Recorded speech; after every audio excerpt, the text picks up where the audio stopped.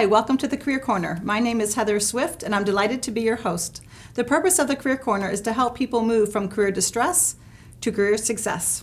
Today, my guest, Christine Clifton, she's the founder of Mindful Business Matters, will be talking to us about her book, Your Spirit at Work, and what it is to be the business conversation expert.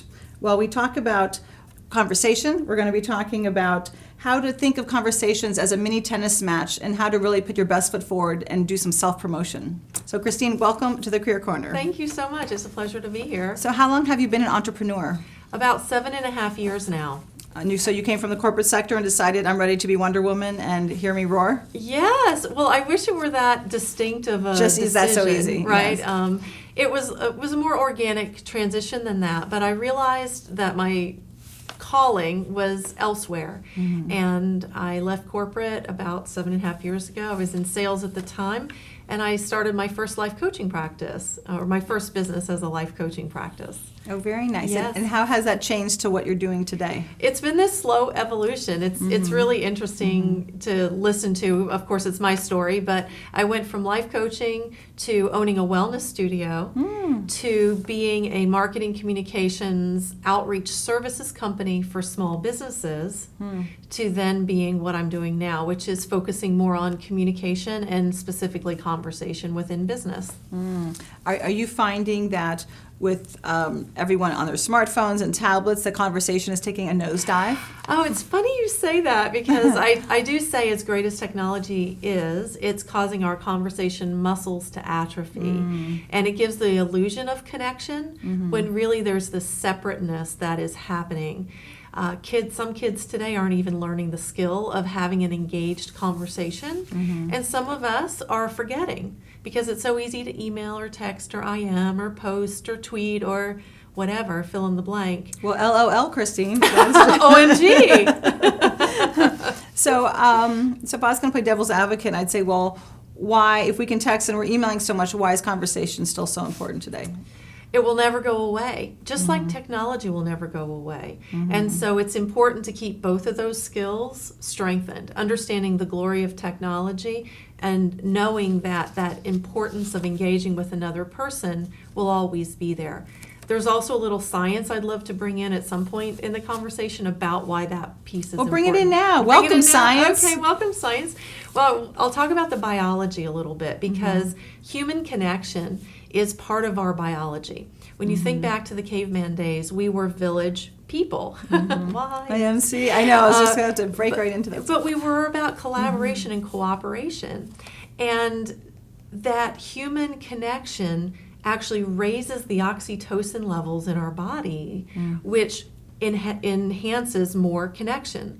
And without that human connection, the conversation as we're talking, if it were just technology, that interaction isn't happening. And oxytocin is an essential hormone in our bodies that is really the antidote to cortisol, which is stress.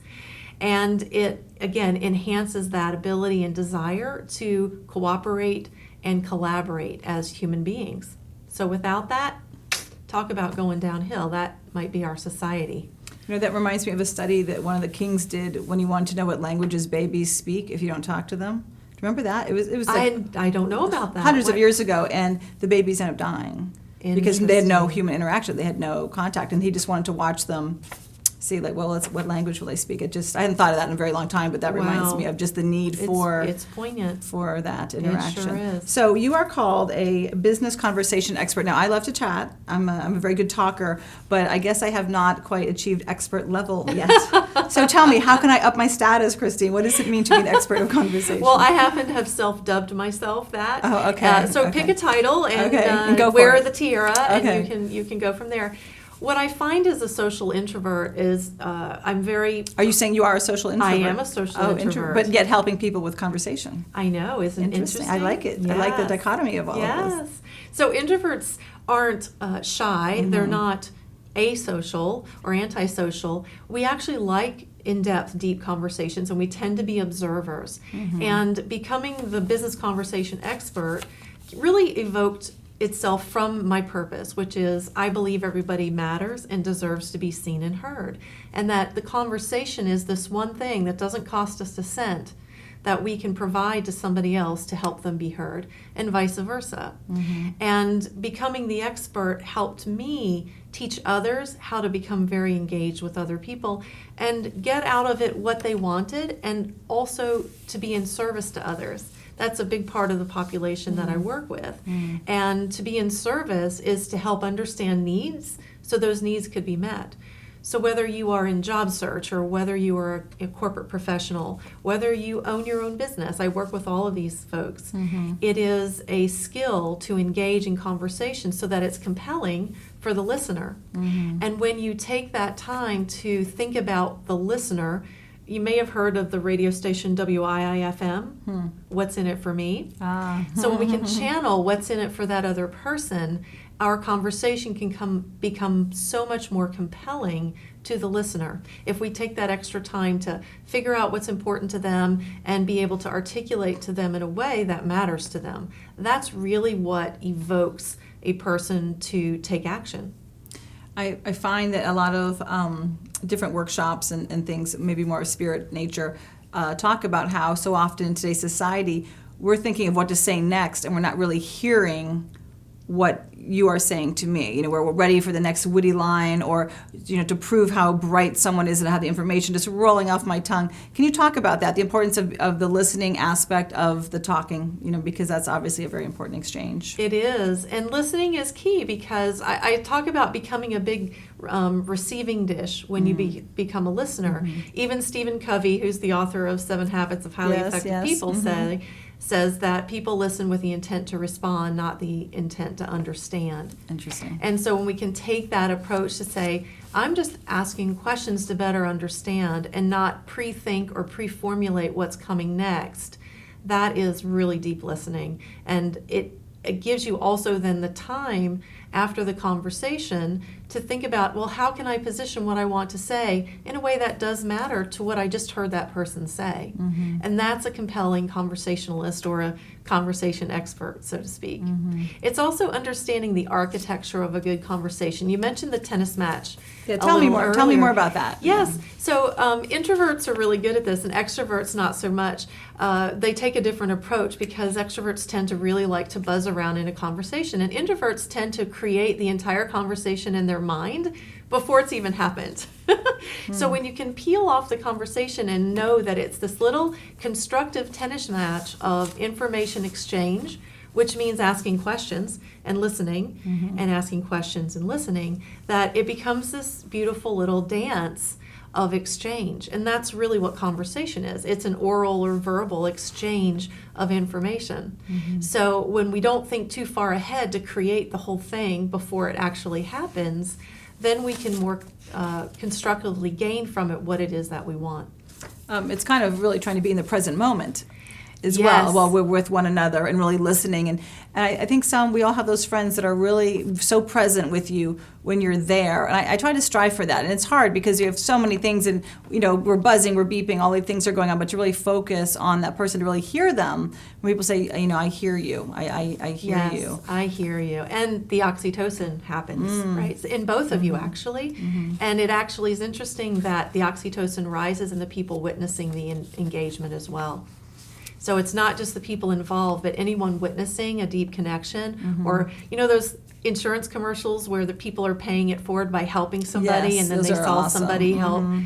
Everyone is experiencing an oxytocin rise when that happens. So it's good for everybody. Oh, that's nice. Yeah. When you talk about conversations being like mini meetings, tell me more about that, please. Sure. There's a beginning, middle, and an end to a conversation.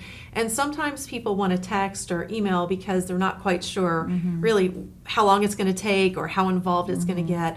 Or they may not be able to manage the other person's response. So they'll choose these mediums that are words only to communicate instead of engaging in a conversation.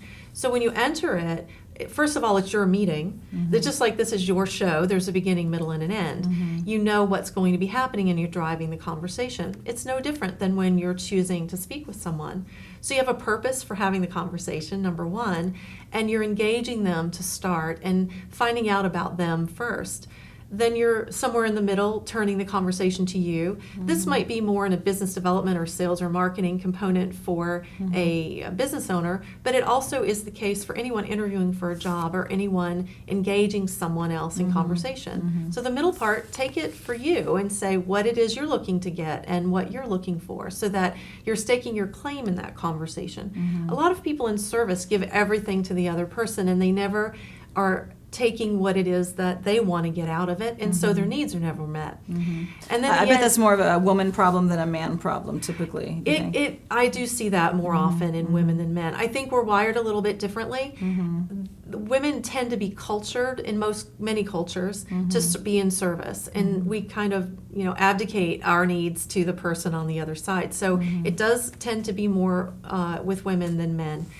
And then the end of the conversation is then wrapping it up. It's a little bit like the meeting where you go through the action items, who's going to do what to whom, so that you have a clear idea of what you're going to be doing for each other as a result of that interaction. So that's the little mini meeting. So there's a process to the conversation like we just described, but then the little tennis match is an architecture of questions and listening that enhance the outcome.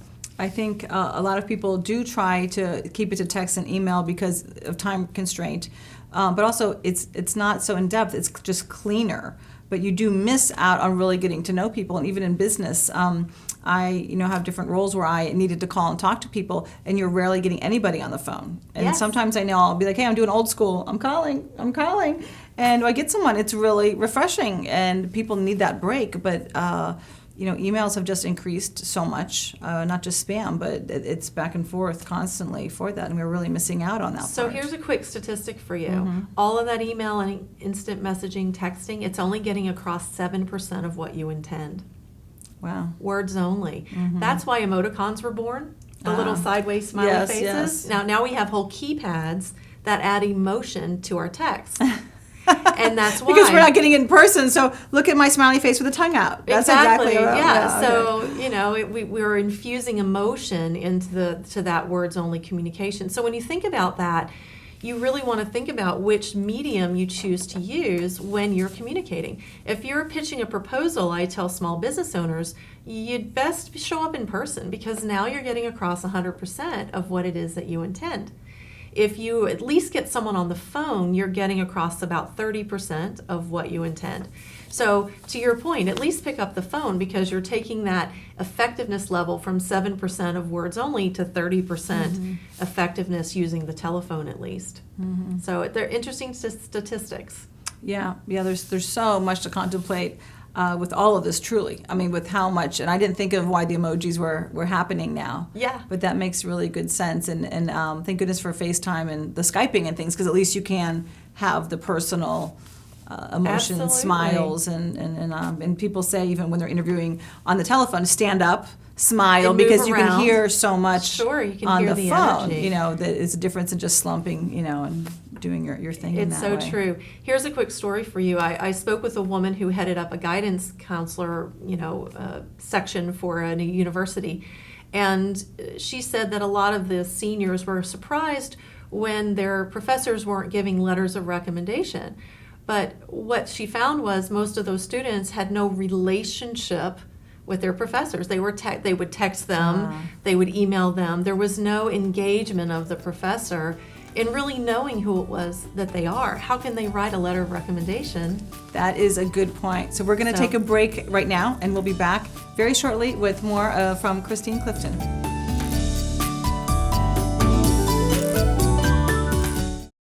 So you're looking online now?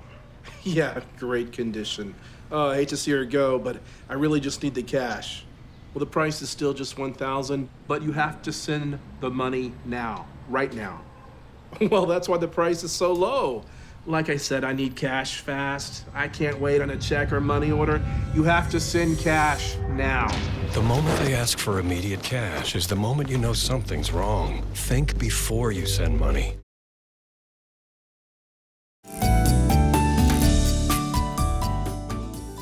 Hi, welcome back to the Career Corner. I'm here with my guest, Christine Clifton, who is the founder of Mindful Business Matters. Sorry, I almost renamed your whole business there. There's So- business manners too, though. Yeah, right. so- You could, that'll be your extension for 2016. I'm Perfect. planning ahead for you. So I'd love to hear more from you about how women can be advocates for themselves and how can women self-promote. Is that an issue where women come to you and they're saying, I'm not so good at really asking for what I need and really promoting myself in the workplace? It's a big reason why people come to me. They come to me because they want to gain confidence. And what they don't understand that's underlying that lack of confidence that they're feeling is that they really haven't asked themselves what it is they want. We are often in service to others, and we are really focused on other people's needs. So whether you're a corporate professional or a business owner, you often don't think, well, what do I want out of this? And that's really the first step. When Hewlett-Packard did an internal study of their women professionals, and they discovered that women did not apply for a job unless they were 100% qualified. Oh, Lord. Men, 60% qualified, they'd apply for that job. So I think we're wired a little bit differently. Yeah. Perhaps we have self-imposed limits or parameters on that, I'm not sure. But it is a really interesting statistic to say, okay, why wouldn't I apply for that job? So self-advocacy within the workplace comes, I think, in a couple different forms. I think that women often say, well, I can do it myself, I can get there on my own. And it really does take some insider support these days to help you Yeah. get where you want to get. Yeah. And we don't think about networking as networking within the organization. Some people put that definition just on networking outside of an organization. Well, you need to build your network inside as well. Yeah. And having an internal advocate, a mentor, that's another option Yeah. to help guide you would be really beneficial. I worked with a client of mine whose boss was actually stymieing her growth. And we needed to look outside of her direct line of reporting where she could begin to build a bridge around her boss who seemed to be getting in the way of her getting herself promoted within the company. And so that confidence is knowing what it is that you want. And sometimes that comes from the other direction. Sometimes that comes from knowing what it is you don't prefer so that you can look towards gaining that next promotion or that next step in what it is that you do love to do. So it can come from both sides. So I'm sure as you begin to work with clients, that you kind of take them through a self-assessment period, of course, because you can't change or grow without kind of going inside, right? Yes. What are some questions that you would share with our viewers that would be good to kind of start self-assessing, like what are some areas I need or some things for people to contemplate as they're looking at change or having the abilities to be able to better self-promote? That's a great question. I take it from two perspectives. One is, what are your strengths and how can those get highlighted more? And the other is, what may I not be so great at and how could I either improve it or begin to advocate to help get support around that particular area? That hard look at ourselves sometimes isn't easy, but it is important to start and say, okay, what is it that I want and what do I need to do for my own improvement to get there? The questions might be the question you might ask yourself is, what does my boss think of me? And we often don't think about managing up. When I spent 20 years in corporate, and one of the things I wanted to know was what my boss thought of me, more than just that annual performance appraisal. Yeah. And I'm the You one. were ahead of the curve, ahead of I your days. was. Because we talk about that a lot more now. Sure. You know, getting feedback and asking for that. But yeah, years ago, it was just you Yeah. waited for your once a year That's in-depth right. conversation. And then you got, the 2x4 upside the head sometimes because there was something in there you or you weren't said, aware you're of. fine, everything's fine. Yeah, everything's fine, Yeah. and your raise is tied to your score, and Yeah. that all of that. I spent years in HR as well, but you can set meetings with your boss on a regular basis, once a month, just to check in, and that's you initiating it. And the funny thing about that is that it does make you come across as more confident because you're the one initiating that desired meeting, and then the boss has that opportunity to interact with you and give you that feedback that you're looking for. When I was in HR and I was wanting to move and grow in my company, it was a small company, but in those meetings with my boss, he said, it may help you to get an MBA because the folks here in the company just know you as the HR person. They don't know you have all this business experience behind you. So if we can somehow highlight that you're also a businesswoman, that might help you in your career. So I went for an accelerated MBA, the longest 2 years of my life. Oh my gosh. And within 6 months, the company was bought out. They tapped me on the shoulder for a temporary assignment in the sales division of that same company. And they wouldn't have done that if I hadn't had the MBA. So fruitful conversations like that can come from us initiating them, and again, stemming from really identifying what it is that you want. So women need to do that. They need to think about how they want to design their whole lives so that they can better navigate their career, or again, if you're a business owner, your business. One thing I like to offer up for advice for people is we talked about before, like networking internally and having those conversations. So, you know, for children entering new schools, for people entering new jobs, for people networking within their industry or organization, what are some ways you would help build someone's confidence in doing that if they don't feel comfortable? Because I know people that hide behind the email, they hide behind the texting because they don't want to put themselves out there, fear of rejection. You know, it's like, oh, I'm back in 5th grade again, those kind of things. What are some tactics and tips you would share for just having that confidence, and what are some one-liners even, like, hey, what's your sign? I mean, like, you know, in the business world that people would say. Yes, well, I am a fan of what I call a spade conversation. So if I'm joining a company or a new division or something for the first time, I would say, you know, I'm new in this department. I'd like to better understand the culture. Can we go grab lunch and we can chat more about what you see as strengths and weaknesses of the area so that I can become a solution to what's happening here. I think people are, especially people of service, are more comfortable with that approach. Some of the business owners that I work with, they feel really hesitant to reach out and pick up the phone and make a phone call, let's say, to a connection that was made for them. And part of it is they don't know how the other person's going to respond. And one part is that they don't know exactly what to say. And coming in with that call a spade, hey, you know, Susie connected us, and I'm looking forward to finding out more about you and what it is that you do. Can we set up a coffee and find out a little bit more? Knowing that you're just going to bite off a little piece to have that initial conversation, because that engagement is going to branch out to something more and a greater understanding of what you might need to know in your particular circumstance. And it also could breed the beginnings of a very organic relationship based on that, and you don't know how many children to faith to where you've traveled, so other similarities can expand upon that. Exactly, because it is about the connection. That's really what conversation is. It's about connecting to another person. And when there's that feeling of trust and reciprocation, and many people don't even look for the reciprocation. They love to pay it forward or love to make connections for you as long as you ask. People aren't mind readers. Yes, sometimes not yet. you have to, not yet, Yeah. and we'd be in the stock market if we Right, were. absolutely. And so when you really think about that opportunity to just connect person to person, it takes the stress out of it a little bit.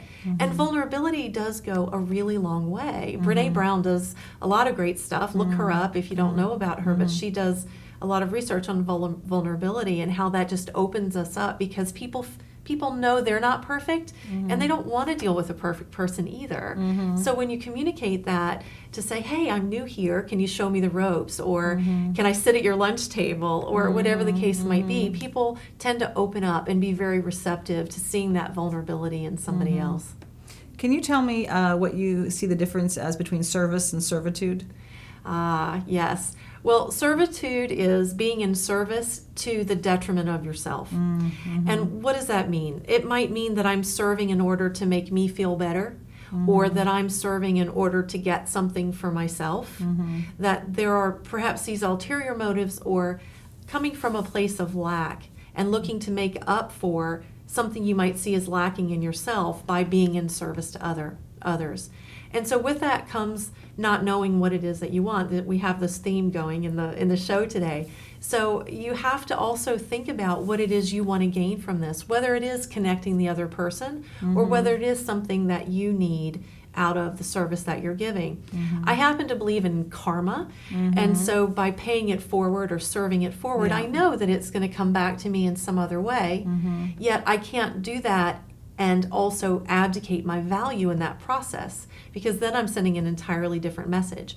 Doormat, not worth it. Yeah. If I own my own business, perhaps I'm not charging enough, or I'm giving out discounts just to get clients. So usually there is an underlying theme of lack with servitude. as opposed to service. I think service is serving from a healthy place. It's coming from a place of abundance and overflow, as opposed to serving from a place of not having enough already, or a place of depletion. So filling that cup first, put on your own oxygen mask. Yes. We hear that a lot. It's no different than in service. Serve yourself first, so that you're giving from that place of energy and enthusiasm and motivation, so that you can continue to give and feel fulfilled along the way. It's an interesting aspect how when you do come from abundance and a sense of gratitude for what you have, the universe seems to want to give you more.